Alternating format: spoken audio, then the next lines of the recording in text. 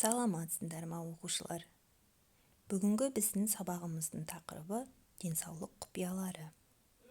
Құндылығымыз дұрыс әрекет. Сабағымызды бастамас бұрын өзін-өзі танудың 5 ережесін еске түсіріп жіберейік. Тәртіп, тазалық, талап, тыныштық, татулық. Үй тапсырмасы 30-шы сабақ табиғат туралы өлеңдерді оқып келу. Сұрақтар: күн емші анамыз дегенді қалай түсінесіңдер оқушылар? Таза ауамен демалудың пайдасы қандай? Су нағыз дәрігер деп неліктен айтылған? Ас адамның арқауы деудің себебі неде? Спортпен шұғылдану неліктен қажет? Өзің денсаулығыңды нығайту үшін қандай талаптарды орындап жүрсің?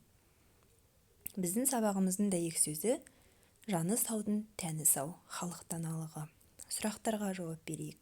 Денсаулық дегеніміз не оқушылар? Балалар, денеміз сау болу үшін не істеуіміз керек? Дәйек сөзден қандай ой түйдіңіздер? Мұғалім сыйы сүйкімді ботагөз әңгімесін оқу. Сұрақтар: адамдардың бақытты болуы неге байланысты? Ішкі тыныштығы мол болу үшін не істеу керек? Бақытты адам қандай қасиеттермен сипатталады? Егер де сіздерге алтын балық кездессе, сіздер оған қандай өтініш айтар едіңдер? Бірінші, байлық, денсаулық дегенді қалай түсінесіңдер оқушылар? Шығармашылық жұмыс. Оқушылар топқа бөлінеді, мақал-мәтелдерді аяқтауы керек. Денсаулық, тәні саудың емнің алды, тазалық, саулық негізі, саулық әрі қарата солай жалғастырып бос орындарды толтырамыз.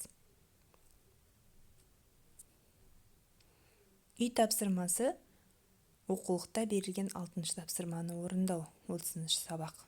Және де келесі сабақ 31-ші сабағымыз жер анамыз мәтінін оқып келу. Осымен біздің сабағымыз аяқталды. Сау бола қойыңыздар оқушылар.